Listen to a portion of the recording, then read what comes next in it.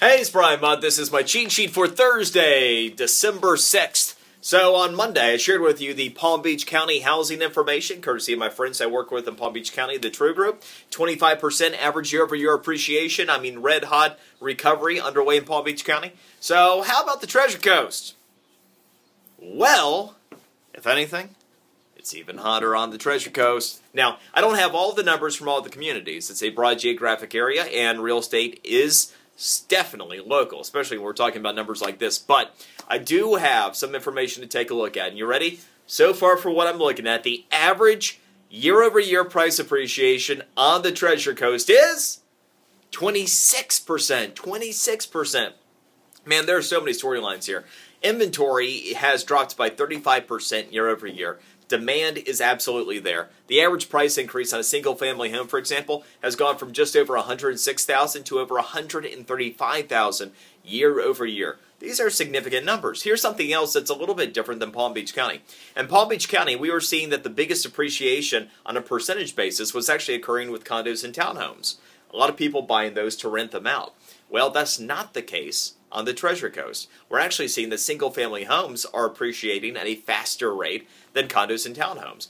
About 27% for single-family homes, about 25% for condos and townhomes. So there are several things here. Number one, if you have been thinking you're underwater, if you bought before the bust in real estate, you may not be.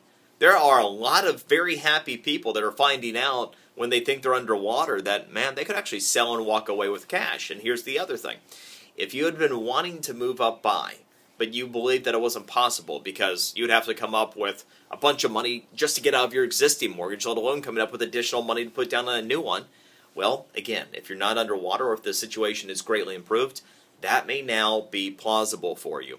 And when you consider what the average mortgage rate or the mortgage payment is in this country right now, when you take out financing on a 30-year fix at today's rates, are you ready for this? The average mortgage payment is only $760 a month. Only $760 a month? I mean, holy cow. That's far cheaper than rent, for example, which, again, if you've been renting and you're going to be in place 3 years or longer, real estate is where the action is. It's the one aspect of the economy that is working. I expect it will continue to work, and if anything, because of season in our area, and if anything, because of the stock market and other investment classes being more heavily taxed once we get into next year, real estate will increasingly continue to make sense. Okay, let me take a couple other things real quick. I guess I'm staying with real estate, but HARP 2.0. It's about a year ago that I was really bringing you the information that the HARP program I thought could be effective for a lot of people in our area. The HARP 2.0 program is the one that would allow anybody who had been on time in making their mortgage payments the opportunity to refi, regardless of how underwater they were. Well, it has been successful, though it didn't really get going until March this year in a big way.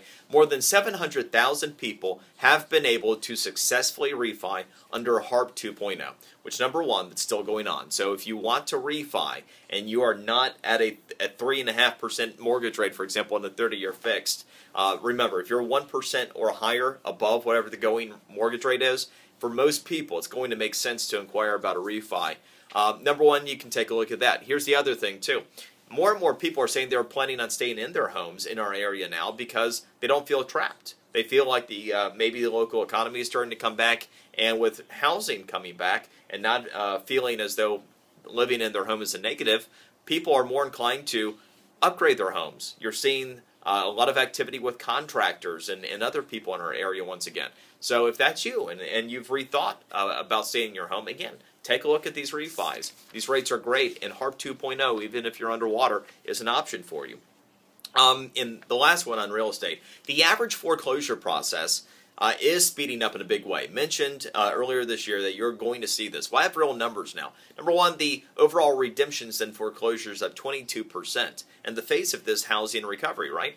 Well, the average length of time that a foreclosure is taking start to finish now is down by about 5 months. 5 fewer months start to finish. And so we've been at about 2 years start to finish in our area on average. So now you can take a look at that, and you're looking at under 20 months start to finish for a foreclosure.